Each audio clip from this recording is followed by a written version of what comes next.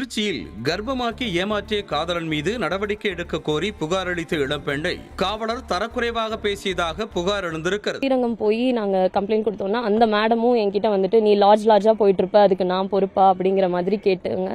அதுக்கப்புறம் என்னோட லாயர் பார்த்து என்னோட ஸ்ரீரங்கம் இன்ஸ்பெக்டர் கேட்டாங்க. அவங்க அது கேட்டுட்டு அப்புறம் லாயர் கிட்ட பெட்டிஷன் பேப்பர் என்னோடது 6 பேஜஸ் இருந்ததுனால பெட்டிஷனுக்கு முதல் லாயருக்கு எவ்வளோ ஃபீஸ் பே பண்ணீங்க அப்படின்னு எல்லாம் கேட்டாங்க.